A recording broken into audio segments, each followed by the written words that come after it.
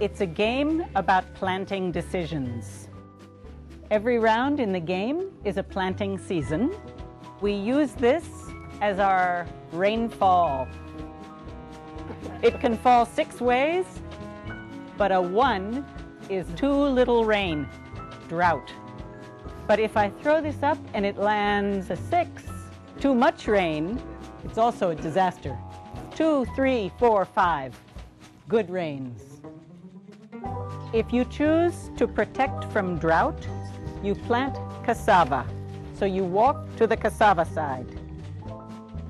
If you think, maybe we have intense rain this year, you come to the bag of rice. If you think, I think we have good rains, I plant maize and beans, you come to the middle. But if you want to plant cassava to protect from drought, or if you want to plant rice to protect from intense rain, you have to pay 1 bean. There will be a countdown. When I say stop where your feet are, that's your decision. One more rule, no sharing beans. Ladies and gentlemen, we'll start now. You will have a chance to play this game. Pablo Suarez will make you an active participant in this. Good morning. 2 months ago, I sent one of the young managers to a place in to the coast of Kenya to do an assessment in a community that had been affected by drought. She came back, and I met her in the corridor, and I said, look, just can you give me the highlights of what you think we'll need to do there? And what she told me was that the community talked a lot about food security. They talked about inability to overcome the infrastructural barriers of just having irrigation and having just some pumps to allow them to pump water and to do irrigation, to have water, to have food throughout. But what she said thereafter was the most amazing thing. She said, well, look, this community does not have latrines, and they did not talk about latrines. And I don't like the fact that they did not talk about, they need latrines. And she was also aware that we had some water and sanitation money that we were looking at, possibly making a project out of that. And so the one thing that she asked me is that, can we make sure that we give them latrines? So reason I'm giving you this story is, to highlight how much we ignore what is being told to us. My question to her was, did you ask them about latrines? And she said, yes, I mentioned about latrines, but they didn't want to talk about it. They wanted to talk about food security. My next question to her was, can you imagine a situation in which we had sent a missionary to do the assessment? What would he have suggested? In the last few days, we have heard about the increased frequency, the increased magnitude, a lot of lives lost, loss of livelihoods, erosions of economic gains. And we have heard that this continues to be an issue. How we connect our work to the community, how we connect our work to what the community, the resources that the community has, is something that we want to explore here. We are clear that risk assessments will enable us to put the plans in place and to minimize efforts for disaster risk reduction. You have heard about the modeling that the climate scientists have talked about. You have heard about the evidence that they have produced. You have heard little about the involvement of the community. And we want to discuss this and to explore the socioeconomic costs benefit analysis, the prioritization of measures, and establishment of acceptable risks, and development of scenarios. We have an excellent panel, list of panelists here. On my extreme left, to help us navigate this subject, is Pablo Suarez. Dr. Pablo Suarez is Associate Director at the Red Cross Red Crescent Climate Center in The Hague, and he's a research scholar at the Institute of Applied Systems Analysis in Austria. He's also a fellow at Boston University and a climate scientist with a very active mind. Seated next to him is Amin Benjamin. Amin Benjamin is from Cape Town. We have endeavored to include the community of Cape Town in this. He is a researcher and right now is the regional coordinator of South African Faith Community Environment Institute, and has worked in community water supply sanitation units, and previously worked as a program associate in governance and poverty reduction in Cook Islands and Samoa. Next to him, third from left, is a gentleman from India. His name is Gurudut Prasad, and he's from Andhra Pradesh state in India, southern part of India, and he's a disaster manager and a trainer working at community level. He's also a consultant to the government of India and has over 22 years of experience in disaster risk reduction. He has won international awards by UNISDR for his work in DRR, and he will share with us about his work in coastal area disaster mitigations. Immediately to my left is my brother Steve McDowell from Nairobi via Canada. He is a regional IFRC focal point for food security. Steve has many years of experience as as a technical person with the famine early warning systems, 12 years of experience, and he's well regarded among his colleagues in this area of food security. So without much ado, I'll give the floor to Steve McDowell, who will talk about the Somali experience, the 2011 Somali famine, and some of the lessons learned from there in terms of early warning. Steve.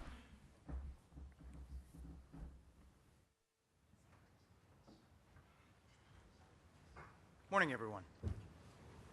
Thank you very much, Dr. James Kisia, for this opportunity to make the case for famine early warning systems and risk assessment. The presentation might be hindered by the fact I'll be presenting with Pablo's presentation, but nonetheless I'll push on, which is sort of a cue. I don't know how to actually change the the presentation. This is not my presentation, by the way. Anyways, in the interest of time, wait, is there the microphone as well? No. Okay.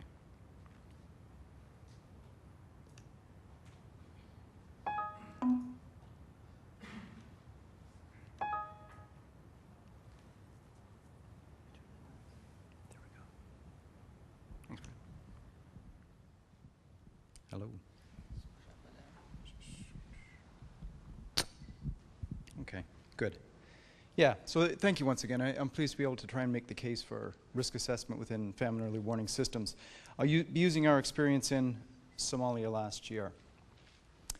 The first part of my presentation, or this first slide, endeavors to make the point that the actual risk of famine was not on the radar, our famine early warning system radar.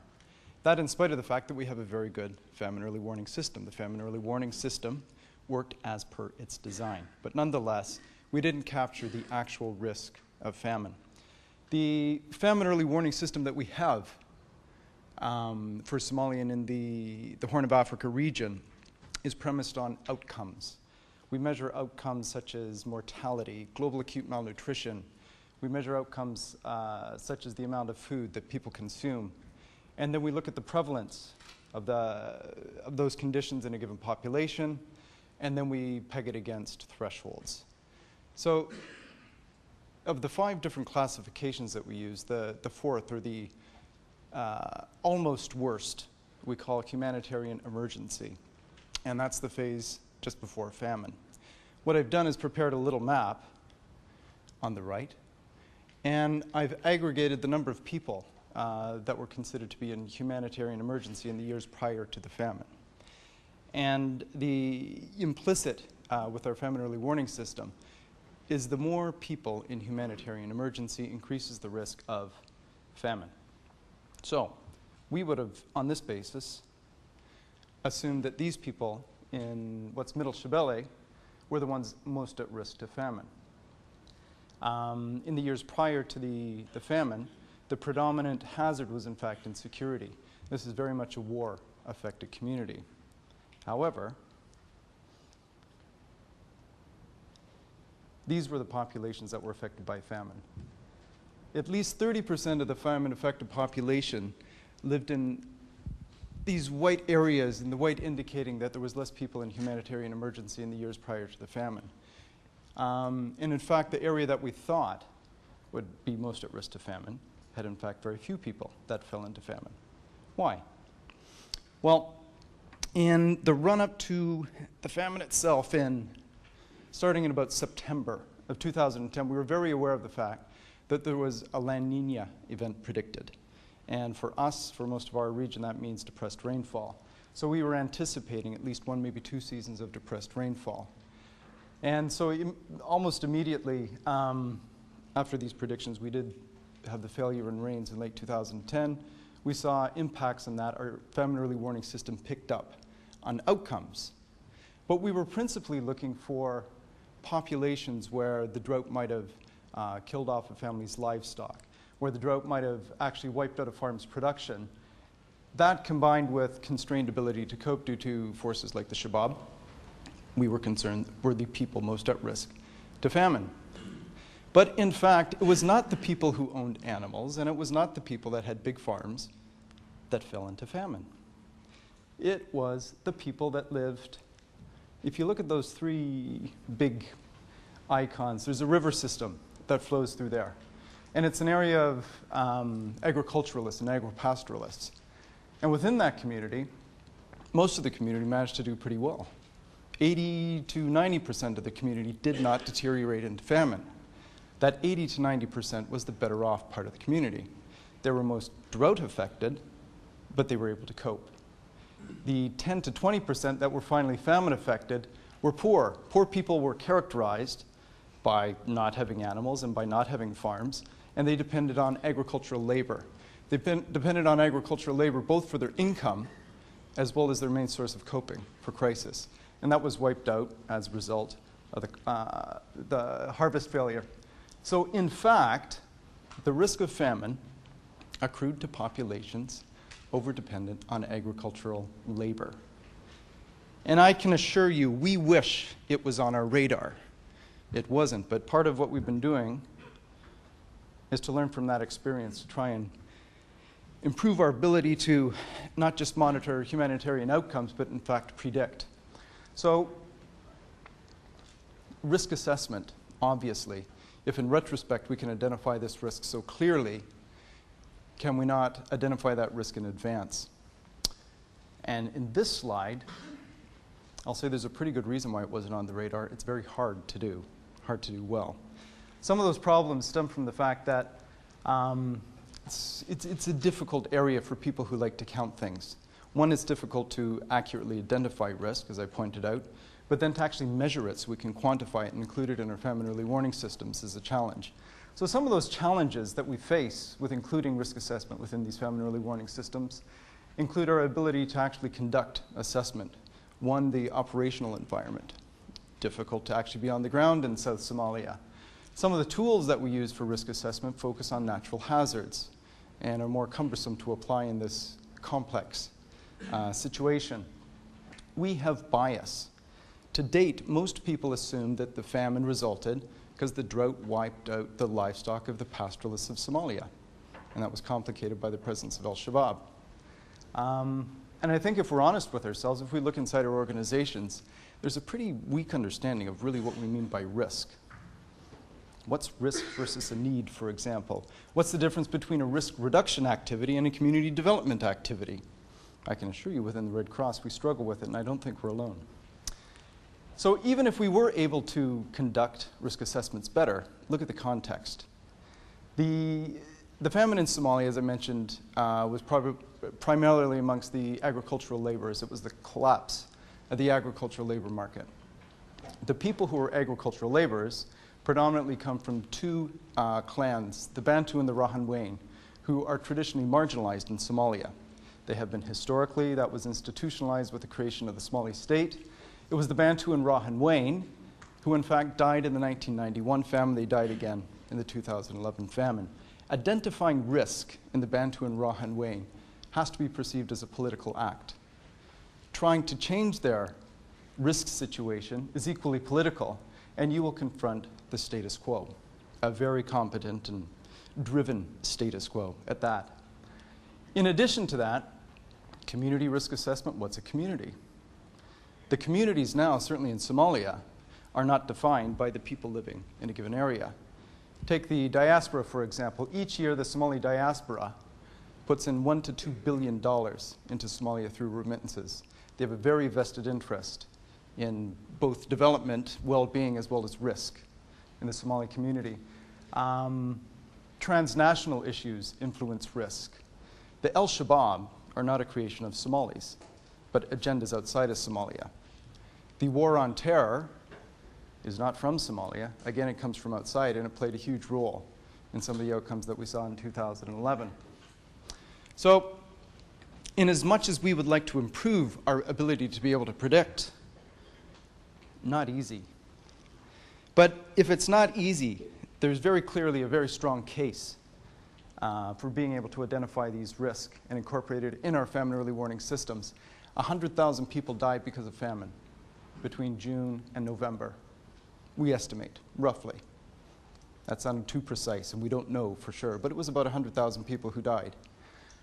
In addition to that, the kind of risk that exists amongst the Bantu and the Rahanweyn community, large proportions of the community that really have a bad job, but they do it because they have no option. It's not a livelihood of choice, it's a livelihood of necessity. That situation exists across East Africa, where you've got large proportions of these formerly traditional communities who are moving out of the traditional livelihoods for one reason or another. Almost done.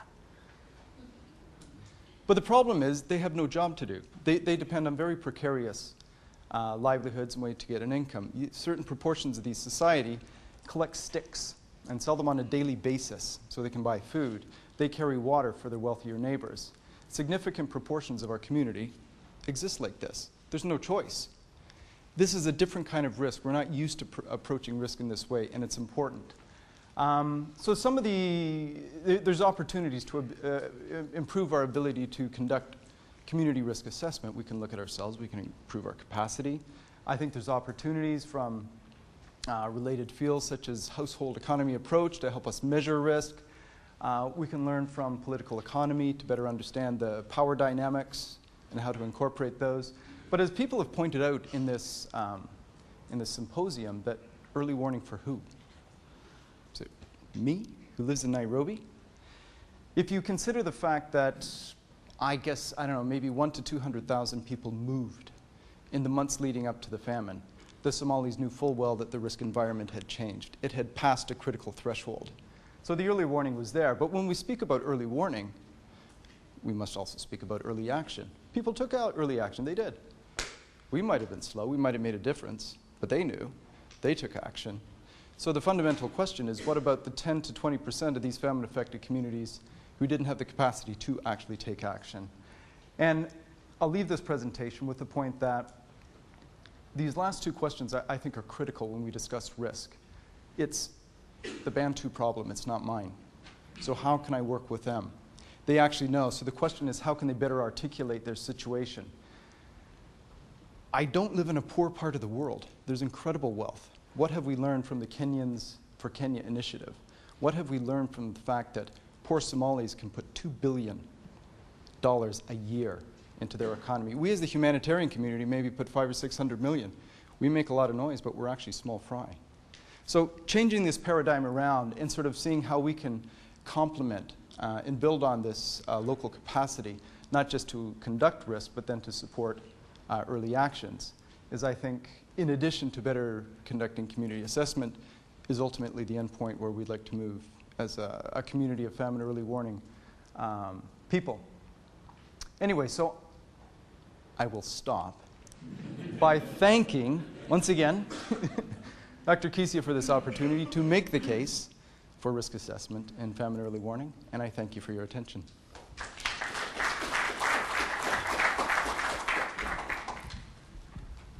Our next speaker is Gurudut Prasad. Gurudut Prasad is from southern India, and he will talk to us about mainstreaming resilience and the experience of his organization with villages in India.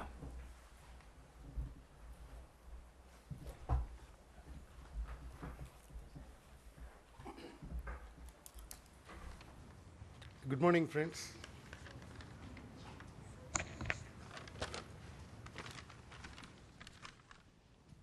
My name is Gurudut Prasad, associated with an organization called CADME, Coastal Area Disaster Mitigation Efforts. I would like to make a presentation particularly on community resilience. We have been working on community preparedness, community resilience for the past 20 years. In fact, before going to make a presentation, particularly in capacity building of vulnerable communities, I would like to make a presentation on case study, which was happened in 1977 at Andhra Pradesh. Divisema cyclone. This cyclone was called as Divisema. Divisema cyclone on 17th November 1977 at Machilipatnam, Andhra Pradesh, was worst disaster in the history of natural disasters in India. At that point, I was 19 years old, doing my graduation at government college, and participated as a volunteer to extend relief activities, particularly in this miserable disaster. Actually, this miserable disaster inspired me. In fact, one of the incidents inspired me to continue my work, particularly on disaster preparedness, especially with children. The dangerous tidal wave came up at 100 feet height at midnight on 17th November 1977 and inundated hundreds of villages, killing thousands of people. And actually, 80% of the dead were children. And in fact, people died without knowing about what was happening there, as they were in deep sleep. By the time the tidal wave came up with 250 kilometers wind velocity, and the gale of cyclone made them very panic. At one of the villages named Ramakandam, 80% women were died. Actually, the male people were survived as they were able to swim. And at the same situation arose at another village called Malagai Lanka. The male people were in dilemma whether to rescue their lives or to rescue their children's lives. Finally, they had decided to leave their children abruptly into the water, at least to save their lives. This kind of pathetic incidents were taking place, particularly in this disaster. And one of the person, in fact, Mr. Veeraya, his name is Veeraya, who was then having 42 years old, having one son, 6 years old, and his name is Subbarao. And actually, he also decided to leave his child into the water and to at least to save his life. He left his son into the water and started swimming. While swimming, he turned his head again to have a lost sight on his son. His son was drowning in the water, tapping the water with legs and hands. At the same time, he saw a thatched roof floating on the water. Immediately, he went back and caught his son's hair and put him on the thatched roof along with him, and they floated for 6 hours continuously. And at last, they found a big tree which withstands even that big disaster. They both of them climbed to a branch and stayed together for 6 hours, and after receding the water, they got down and walked in a mud for 6 hours again and safely reached to the cyclone shelter. And this actually, when I went to the same village in 1993, I had a discussion with them about this vulnerability assessment. Particularly, I was doing this vulnerability assessment in the village and had a discussion and interaction with them about the problems encountered during that cyclone. And the son's name, he was initially Subbarao, and after this incident, his name has been renamed as Mrutyunjay Rao, that is means conqueror of death. This kind of pathetic incidents were taken place, particularly in Andhra Pradesh, in India, and keeping in view of the problems encountered by the children as well as the communities, we have decided to capacitate the local people to combat the disaster situations. Policymakers and high-level authorities cannot do, particularly at grassroots level, as and when disaster occur. So that is why we have decided to capacitate the local communities to combat the disaster situations, and we have also developed some modules particularly to capacitate the local communities. This is the background disasters. I have only 10 minutes time, that's why I will quickly go through the slides. Five. Okay, now 5, yeah. This is the disasters overview in Andhra Pradesh, India. Different cyclones and floods and other things. This is the disaster cycle. In general, we follow this disaster cycle before entering into any village to capacitate the local communities, I mean vulnerable communities. This is the objectives, mainly, the main objective of the training program. This is the state. These are the trainings to task force members: warning and evacuation, emergency medical care, emergency rescue, relief camp management, contingency plan development, and disaster drill. These are the modules of our training program. And our training is based on the type of disaster. For instance, cyclone disaster preparedness, flood preparedness center, and firefighting and other things, fire accidents. So our training program is related to particularly on the type of the disaster occur in that particular place and particular village. This is warning and evacuation. This task force members. The beauty of this program is we don't need any other material. We use generally the local material available in the village. This is the low-lying areas. This precautionary measures generally we teach to the local and vulnerable communities. And this evacuation, early evacuation. This one, emergency rescue methods and knots and its uses. This is rescue techniques greatly aid to save lives. This is breastline throw. This to cross the river. This is a locally available material. We can develop the floating aids with locally available materials. These 2 pots and 2 bamboos and other polythene paper. We can construct a floating aid which can help women to float on the water. Yes, the same thing. Demonstration.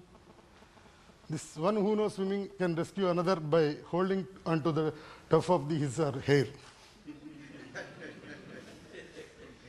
These are the locally available material. With this material, we can develop floating aids for the people, those who are not known to swimming, so that these aids will be helpful in the time of disaster to float on the water. This dragging, unconscious person. This is toe dragging, an unconscious person. This is another dragging. The manual carries also are very much helpful in disaster times. This is double human crutch and chair carry by women. The person who is having wounds on both his legs can be lifted like this. This is pick a back.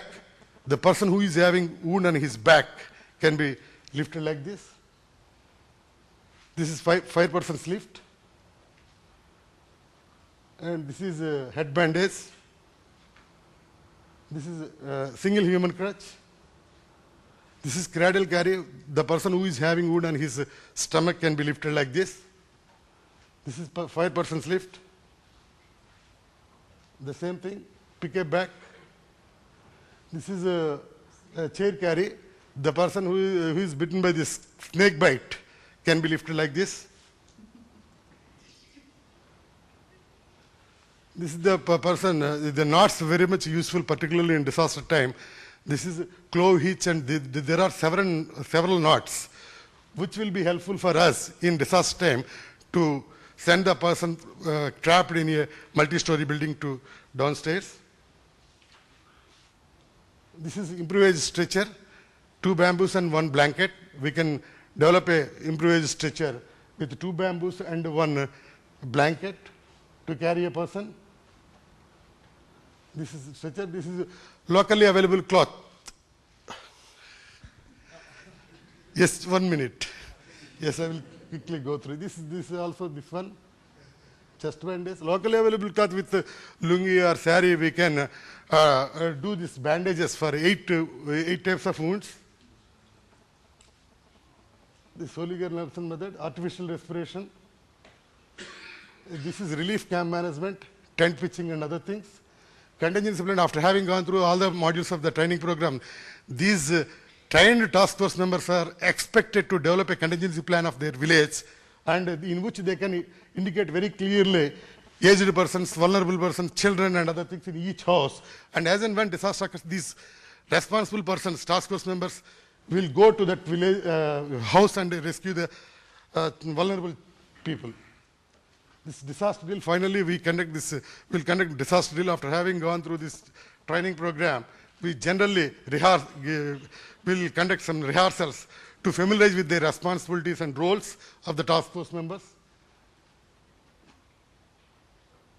This is integration. Not only, we are also promoting culture of preparedness among the vulnerable communities. Not only this disaster preparedness, the culture of preparedness is very important on their day-to-day life. These are the activities generally promoted by government or international NGOs. How can we link up with this disaster risk reduction with ongoing developmental activities? This is the integration. This is mangrove regeneration.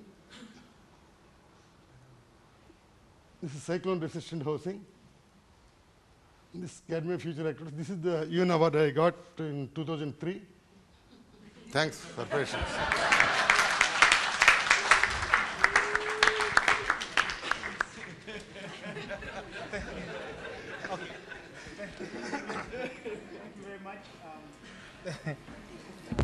Thank you very much, Guru Dutt. I think nobody can say. Oh, sorry. Oh. Okay. Sorry. Thank you very much. I think at this point nobody can say that the. I have some manuals for child facilitators. Yeah, that's fine. Yeah.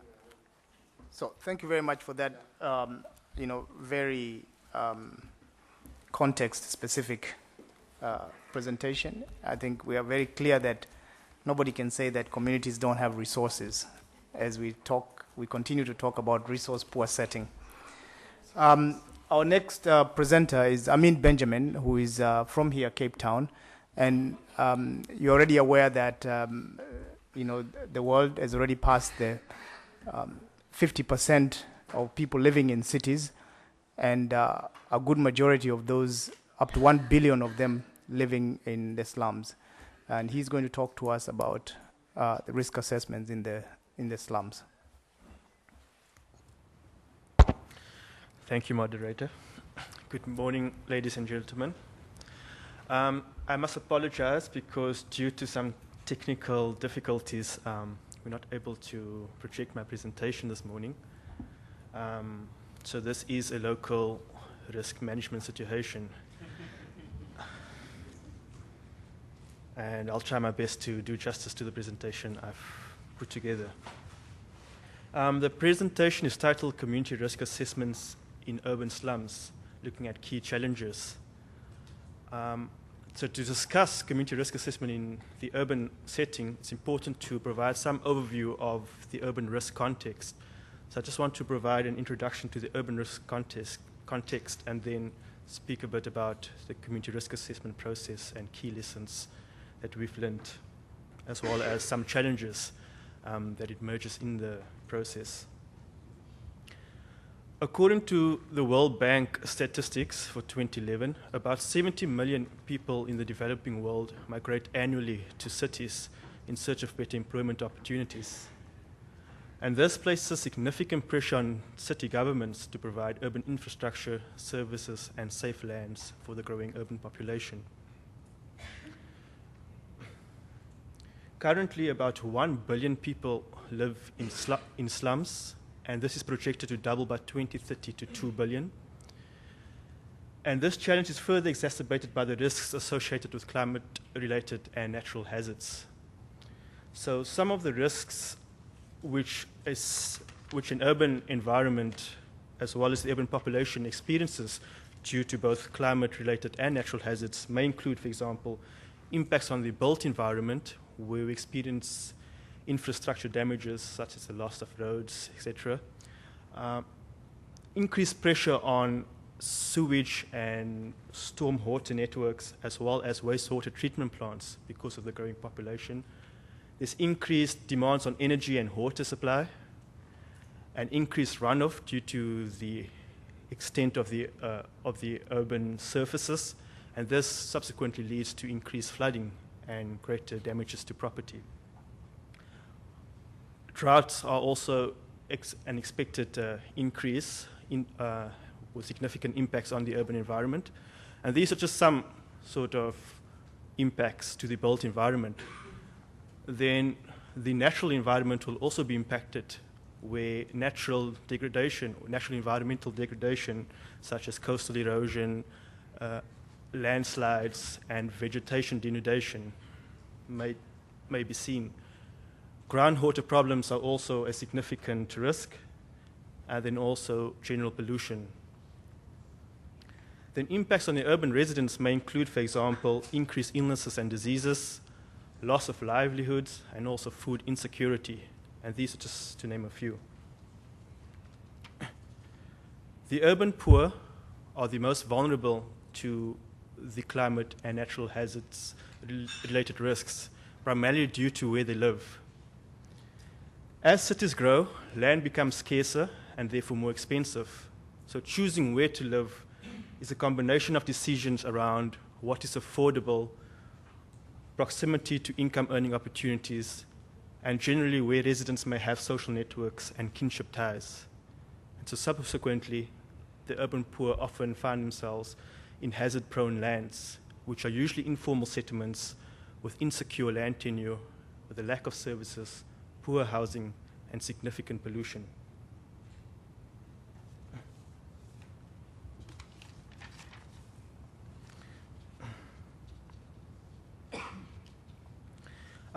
So these conditions are further exacerbated by overcrowding living conditions, the poor services, houses being congested, and so any small hazard can result in a significant disaster with widespread impacts, such as the disruption of services, loss of property, housing damage, widespread or rapid spread of water and vector-borne diseases, injuries, and the loss of lives.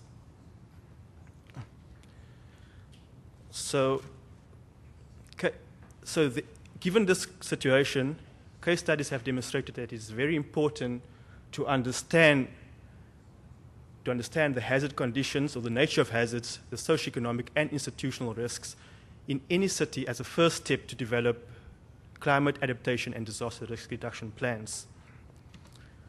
Community risk assessments is very useful in doing just this, in understanding hazards at the local level, understanding local vulnerability conditions, and ways of reducing risk. But it's important to know that the CRA process, the community risk assessment process, is equally important as the results. And so therefore, due attention should be given to the process.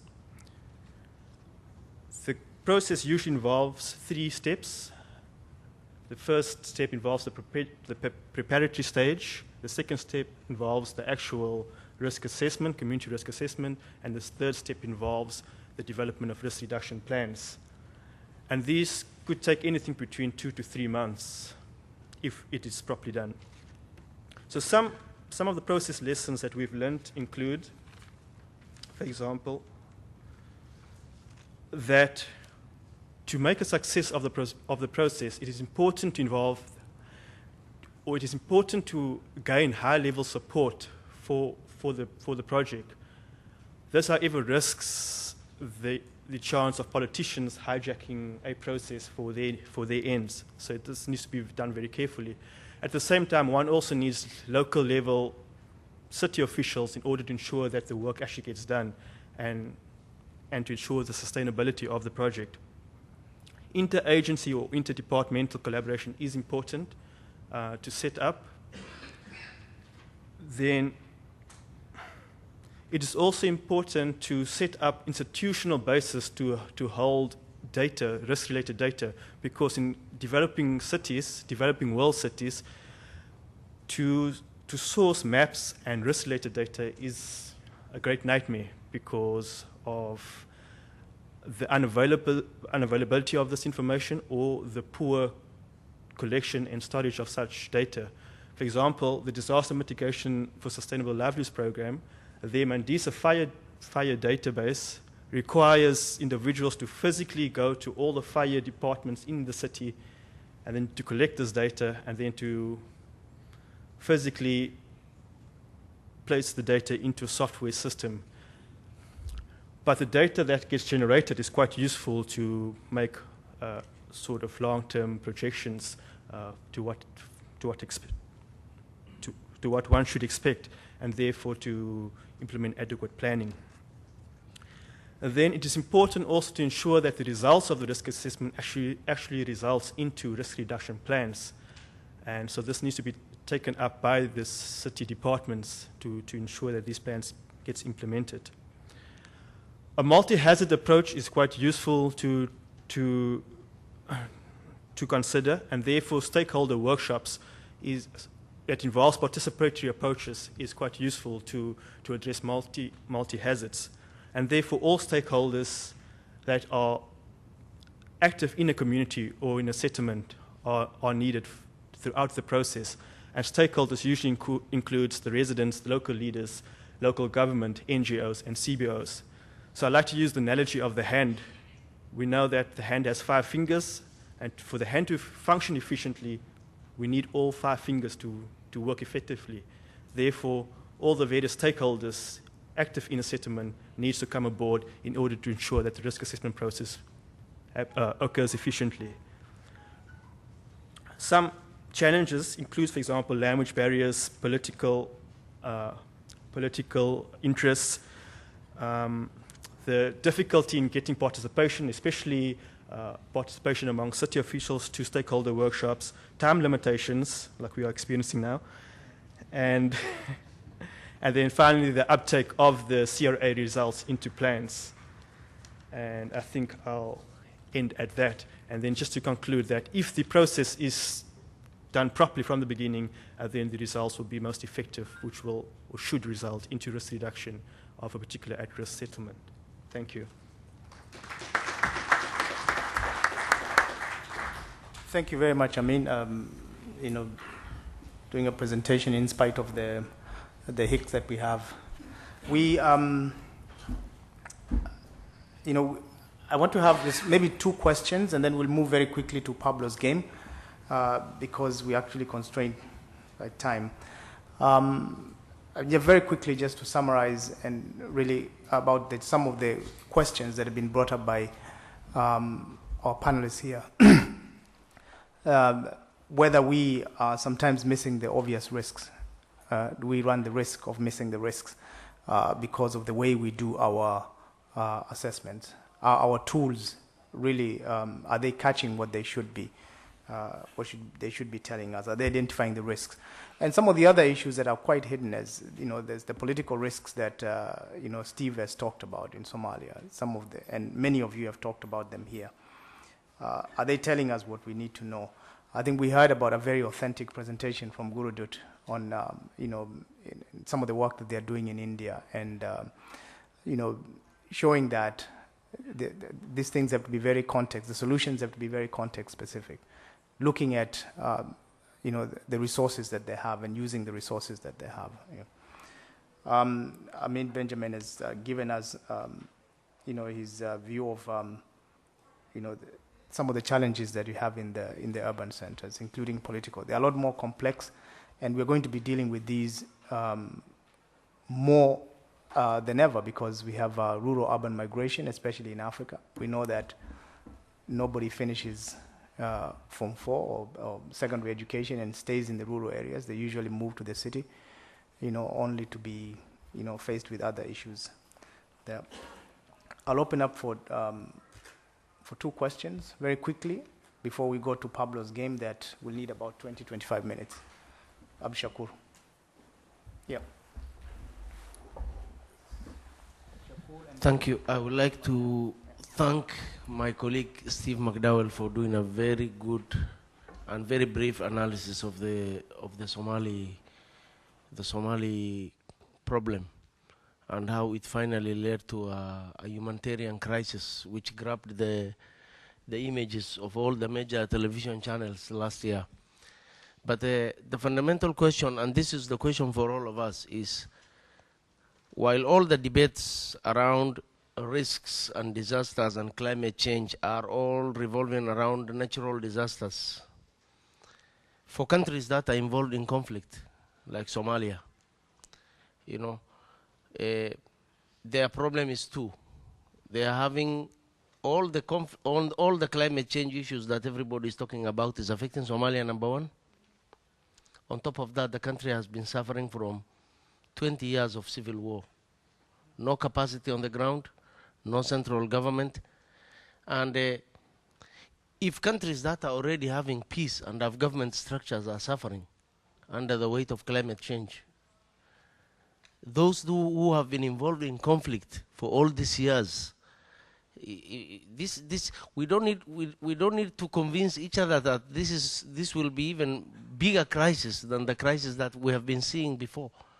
So if we are having relief operation in neighboring countries that are peaceful, and the WFP has huge relief operations in Kenya and in Ethiopia and other places, countries like Somalia, the question is about when. When is the next crisis? Now 2011 is gone. We should be talking about when is the next crisis rather than if they will ever have a crisis.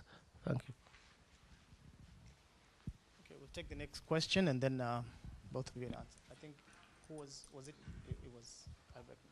You can pass it on to me. Just take one. Yeah, when you finish. 3 questions. I'm curious about methodologies. There was, from the talks, is very interesting what you're working on, and specifically in terms of methodologies used for community-based risk assessment, how to integrate some of the rapid changes that are happening in the urban areas. As Amin mentioned, these types of places are prone to many changes with development that impinge upon what happens with the infrastructure and what happens with people's ability to adapt. I know, Stephen, you mentioned about household economy analysis being used, and while that can be predictive, it doesn't necessarily anticipate the changes that are going to be happening with development and other areas of what's going on. So I'm curious about other things, other mentions of what can be happening in terms of what methodologies you're using to look out over 5 years, 10 years, 20 years, maybe as was mentioned in the last question, to sort of look at what the next event will be and what can be done so that we have already assessed that and predicted what will be taking place. All right. Okay. My question is to Stephen's presentation. When we think of risk, we know risk is hazard times vulnerability. If there is a capacity, then the risk will definitely be reduced. When it comes to Somalia, there was drought in the whole east of Africa. There was drought in Ethiopia, there was drought in Somalia, there was drought in Kenya. When it comes to drought in Ethiopia and Kenya, it was not changed to famine. But when it comes to Somalia, it was changed to famine.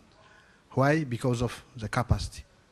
The capacity was not there, so it outrightly changed to famine. My question is, what is his attitude towards the support to the early action? What was the role played by, be it donors, be it the community, be it anyone that goes to support the early action, so that the capacity could have been reduced? No, capacity could have been increased and risk could have been reduced, which ultimately changed to famine.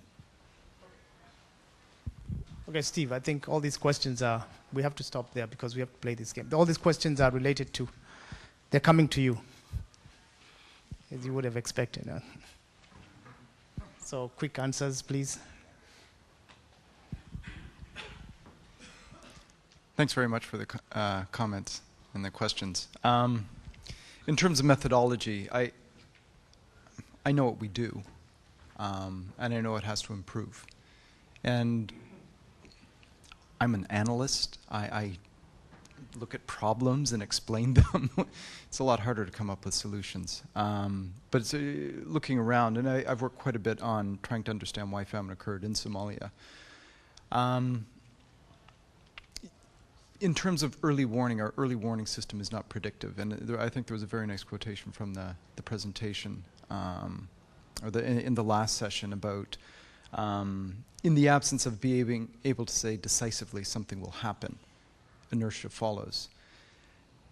Wrestling with some of these things, I think, is the challenge. We've got to find different tools that help us move from observing things that happened into prediction. And quantifying how much people can actually cope with the crisis is something that a household economy can do. I think one of the challenges it faces is it's so labor and cost intensive to be able to quantify it. It's ultimately not practical, because I think this speaks to some of the other comments that were made. The rate of change is massive and we can't keep up with it. This is why we're missing emerging risks like this. So no, I apologize. All I wanted to do with the presentation is sort of flag the fact that, you know, it's going to take a lot of minds together to find out the methodologies that can actually identify and predict risk and sort of the level of risk that will accrue to a given situation. And that I think that very much relates to the second question about the early response. What happened, it was very clear by early 2011 that there was extreme conditions emerging, and we started using the word of famine, or the likelihood of famine. But again, because we couldn't say with any certainty there was going to be a famine, inertia followed. Should we do this? Should we do that? Should we push the button? Should we not? And we also didn't understand what was actually going on. We didn't understand the risk. The fact is, if we had put in cash interventions in March, even April 2011, I firmly believe we could have reduced that mortality toll substantially. People just needed a few bucks. They didn't have a job. They had a lousy job. Their jobs were wiped out overnight. They couldn't afford food. If they had a job or if they had food, people would not have had to have died. We were unable to clearly state what the future would hold, and we weren't clearly able to articulate the problem. There was ideas, but in the absence of consensus, it constrained action. But all it took was the FSNAU to announce famine together with FuseNet. And the minute that announcement was made, there was hundreds of $millions that came forth, and there was actions that were tabled and ready to go. But nonetheless, 100,000 people died. Thank you, Steve. We'll change gears very quickly. We have Pablo Suarez, who has games. He what exactly do you call them? He is innovative in a manner in which he engages communities, gets communities to play games to understand risks of climate change, to understand their own risks. And I'll let him take us through it very quickly. Before you go, James, take these 2 beans. Same to you. I already gave them to them. First row, you already have your beans? Yes. Same here? Good. Hi, everyone. My name is Pablo. I'm from Argentina. I'm a researcher at Boston University, but most of my time I'm a humanitarian worker. I work with the Red Cross, Red Crescent Climate Center, helping inject climate knowledge into humanitarian decision-making. 7 years ago when I joined, I was mostly going to villages to show IPCC reports and the like. Successfully putting people to sleep. It doesn't work. The conventional way of communication doesn't work, as we heard from that forecast. People need a better way to understand how knowledge can link to action, including the consequences of failing to act, like we saw in Somalia, but also the consequences of acting in vain. We are so convinced that we should do more about risk management, invest more. Well, what if the investment is made and the disaster doesn't happen? So what we're going to do now is to inhabit the future. As a system dynamics modeler, instead of doing computer models, I'm now designing games, participatory games that allow people to inhabit the complexity of decision making. So the rules are going to be very simple. Because of time, I'm going to limit it to the first row, the panelists, the first row here, and maybe the second row there. We'll see how that space works. In this game, which is going to be very short, there's going to be winners and losers. Losers are all who have to pay beans and don't have any. Okay? Winners, there's going to be individual winners and team winners. The individual winner is the person who ends with the most beans and will win a very fancy Sally Williams chocolate from the hotel across the street. There's also going to be teams, villages. The village that collectively loses fewest farmers, the community that keeps all the farmers from migrating, will win an equally fancy Tuscan pastry selection. Also from across the street. 5-star hotel is where I bought this. So, everyone with beans, come over. Please, let's make it quickly. I'm going to ask you a question and you're going to answer with your feet. This is how the game works. Very simple. If you're male, go to that end. If you're female, go to that end.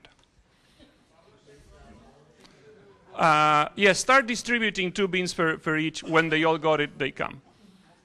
Okay, so we can already see, very simply, how much gender imbalance there is in the first few rows. A very simple activity already allows us to see the difference. And that difference can manifest itself, for example, in vulnerability. We know that gender plays a role in the impact of disasters. In this game, you're going to make decisions by walking. Welcome the second row, so we have more of a crowd. Come over quickly, please. Bring your beans. You all start with 2 beans. That's your budget as a farmer. What's going to happen is that you're going to make planting decisions, and depending on your decision and on the rains, there's going to be consequences. This is not a die. This is the probability distribution function of precipitation based on the past record. Is that clear? You look at the past, most years are fine. If you grow maize, rains are good, you get maize. But, sometimes you get a 4. That's about normal rains, what in this place we call average. Other times, well, another 4. You can have 2 good seasons in a row, but sometimes you can have a 6. What is that? Too much rain. If you plant the usual, you're in trouble, crop failure. Unless you plant rice, unless you prepare for too much rain. In urban settings, we prepare for too much rain with this. So we're going to use this umbrella to represent preparing for too much rain. I'm going to put it on this side, which means, okay, there you go. Walking to this side will mean preparedness against a 6. Similarly, a 1 is too little rain. What does it mean? Drought, crop failure, unless you plant the right crop, say cassava, which does fine. So let's have half of you come over here, half of you come over there. Can you swap? So we have some gender balance in the teams. Excellent. So you're village A, you're village 1. Okay? As farmers, you each have 2 beans. Apologies to those of you who are not playing now. You'll have a chance to play another game during lunch if you want. So as a farmer, If you stand, this village, please no crossing to the other village. There's a river full of crocodiles here. Okay, there we are. No crossing. If you want to plant maize, you have to stay in the center. This means I'm planting maize. I'm hoping for no flood and no drought. If you think there may be a flood, there may be too much rain, you go to the side of the umbrella. You walk to this side. That means you planted rice, which is fine. If you fear a 1, you come to this other side. So your feet will express your choice. Now, you already have maize. So if you stay in the center and you plant maize, you don't need to pay for anything. You already have the seed. But if you want to plant rice, if you want to walk to this side for preparing for too much rain, you have to pay 1 bean to get the rice seeds. So there will be a countdown. At the end of it, I'd say 5, 4, 3, 2, 1, stop. When I say stop, you stop. You don't move. If you're standing here, you don't have to pay. You planted maize. No disaster means you gain 2 beans. Good rains, you gain 2 beans. If you go to one of the ends, you have to pay 1 bean to get either the rice or the cassava. Pay 1 bean. But then if the rains are normal or whatever you invested in, then you also gain 2. Okay? Can we, let's put the rules here. Thanks for pushing the buttons. Yeah, go put the one that says, that has the matrix of disasters. There we go. So, very simple. If you go to flood preparedness or drought preparedness, you have to pay 1 bean. Then we roll the rains. If it's normal rains, my goodness, I promise it's not loaded. If it's normal rains, everyone gets 2 beans. If it's a flood, those who came over here get 2 beans. Everyone else has to pay 4 beans because you have to eat. But if you don't have 4 beans, what happens? You don't have food. You have to migrate. You go to the shantytown. You go sit down. You're out of the game. You're out. You're out. Okay? There are the rules. If there's no disaster, or if there's a disaster but you are protected, you gain 2 beans. If there's a drought or a flood and you're not protected, then you have to pay 4 beans. Push 1 more. If you don't have enough beans to pay, you're out. You go sit down. Live a miserable life in the shantytown. All right? So no practice round. We go straight into the game. As I mentioned, there's going to be an individual winner. Fantastic chocolate. And there's going to be a team winner. Either you win as a village or you win as a village. And you win this plus perpetual bragging rights and fame. So you can have a conversation about what to do. Do you stay for maize, which maximizes your gains in case of good rains? Or do you go for preparedness for too much rain or for too little rain? You have 2 minutes to consult within your team if you want. Otherwise, the countdown is coming soon because the rains are not going to wait for you. You have 2 minutes. This always happens. In the beginning, they are like, what was the rule? And then they start figuring out and helping each other and forming little clusters of conversation. Some are faster than others at creating cohesion. And then there's always loud voices and timid voices. Sometimes the loud voices are not the smartest, but they guide everyone in the wrong decision. And then some are wiped out. And then the shy but smart person says, maybe we should do this other thing. All right. I'm afraid the rains are coming very soon. By the end of the countdown, you have to be somewhere. Each person makes individual decision. Where your feet are is your decision. And you have to be either in the center or one end or the other. 5, 4, 3, 2, 1, and the end is the protection, otherwise it's not. Stop! Okay, you guys are all planting maize, correct? These guys, we have some planting maize, some planting cassava, and some planting rice, with the exact same rules. It is a conference about understanding risk. We all get the same information. We get one group that says, forget the risk, I'm going to maximize profit. And another group that says, hey, let's diversify. Let's come up with a collective strategy. Okay? Let's see what happens. Those who are on the end have to pay 1 bean because protection is not always free. Thank you very much. Martin collected from there. I collected from here. Here comes the rains. Again, I promise it's not loaded. It's a drought. So these 3 guys get 2 beans each. Martin, can you pay? Everybody else, you're out. Go migrate. We collect your beans.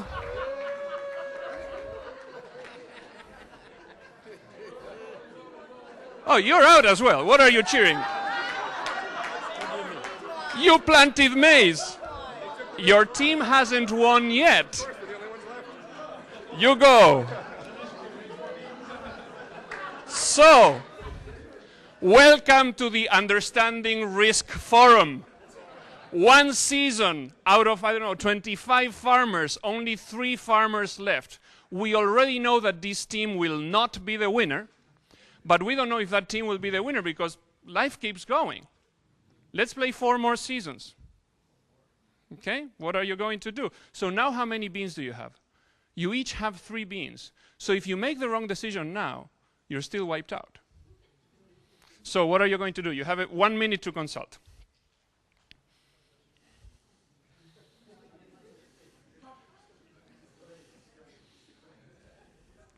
Five, 4, 3, 2, 1, and stop. So we collect the cost of investment.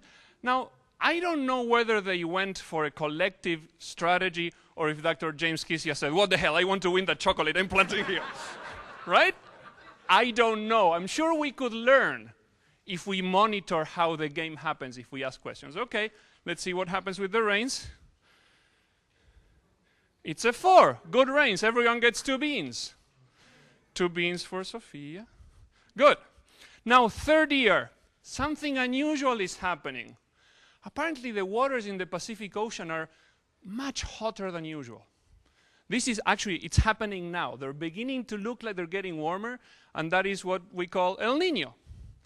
And when there's an El Niño, in this part of the world, in Southern Africa, there's more chances of dry conditions. So what we're going to do is to replace the probability distribution function of precipitation based on the entire historical record and substitute it by the years that match the current observed condition, El Niño. I'm going to throw this up in the air. It's going to fall somehow. If it falls with the plain part on the top, it means no problem. Good rains. If it falls with the dark part on top, it means drought. It means it's a good idea to plant cassava. If it falls like this, it means flood, right? Now, I promise it's a frisbee. Yeah? There's no trick to it. So now you can make your decisions. The seasonal forecast has been launched. Like this means no problem, normal rains. Like this means drought. Like this means flood. Okay? Make your decisions.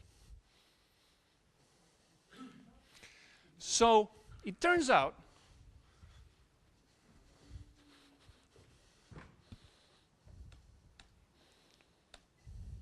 that this is how we communicate forecasts. You keep thinking if you want.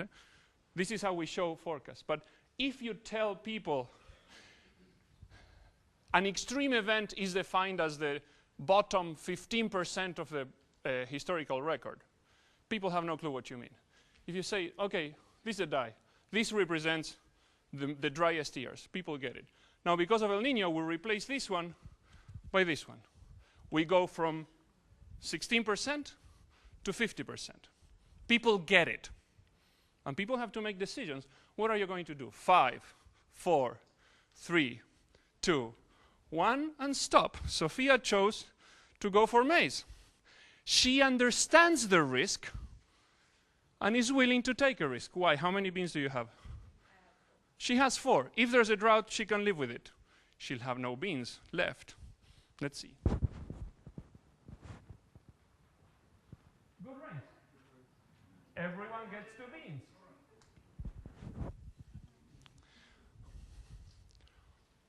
Let me see how we're doing with time. Yeah, we have time for 2 more rains.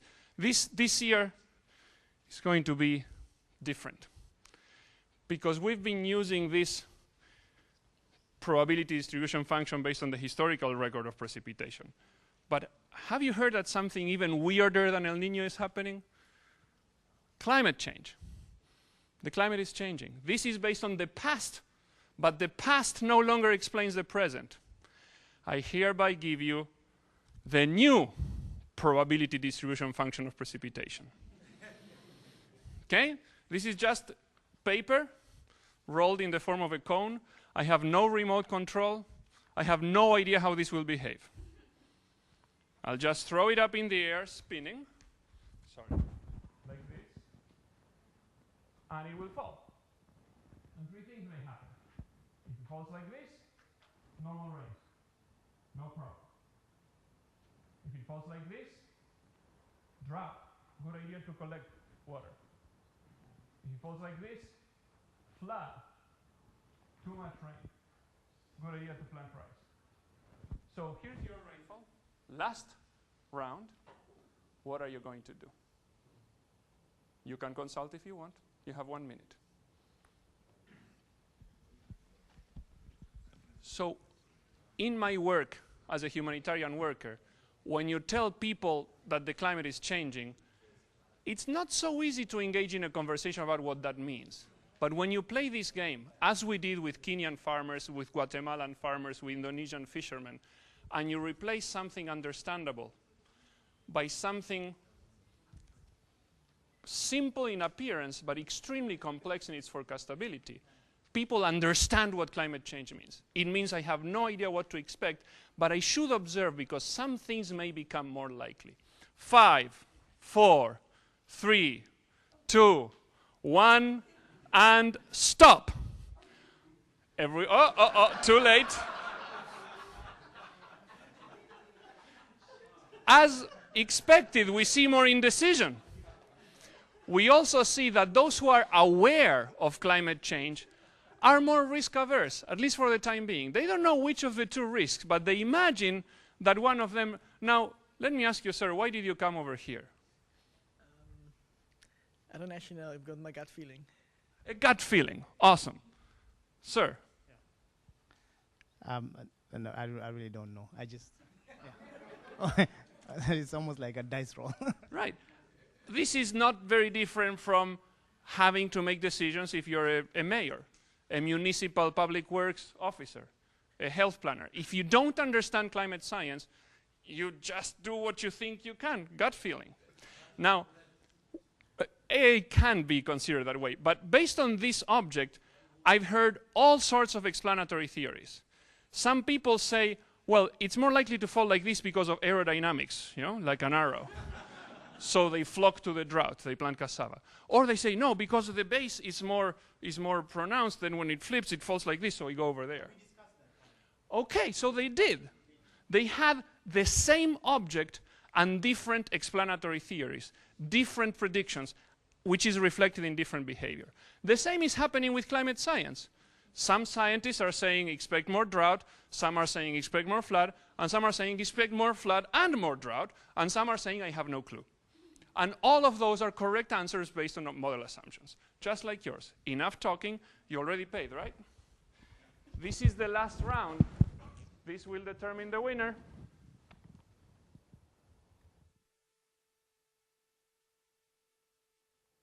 Normal rains. So everyone gets 2, but they all invested 1. And this is part of our problem. We tell people, oh, the climate is changing, extreme disasters are coming, prepare, invest in risk reduction. Next 2 years come like this. What do people think?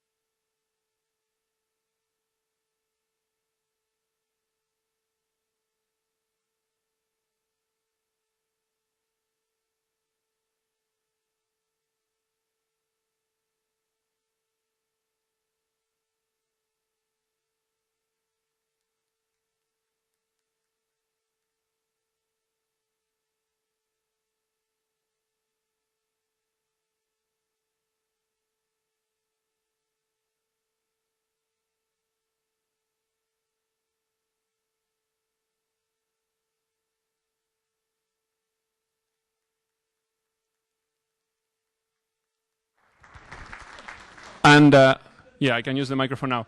I will pass the microphone to James to close the session. No, sorry. I have to move on. You've already had your airtime. I know him. One observation takes a while. It's always good. So, very quickly, games can help. If games are designed right, they can capture the essence of a complex system involving people, involving nature, such as rains, and involving decisions with consequences. We've designed over 20 games, some about complex insurance instruments for illiterate farmers in Ethiopia, the R4 project that Niels presented about, some about farming, some about fishing, some about infrastructure, and we can do more. We work with the World Bank, with Rockefeller Foundation, with WFP, with many others. If you're interested, come talk to me or to Martin, who is somewhere around over there. And over lunch, if you take your lunch, and as Martin said, go to the end where the screen is, we'll have another game. I'm pretty sure that we can accommodate a lot, but not everyone, so go early and you will play. Thank you very much. James, this is yours. Thank you, Pablo. I mean, I think that drove the point home on climate change and decision-making at community level. I want to thank all our panelists and to thank you, the audience, for being with us all this time, almost past your, the time that was allotted to us. Thank you very much.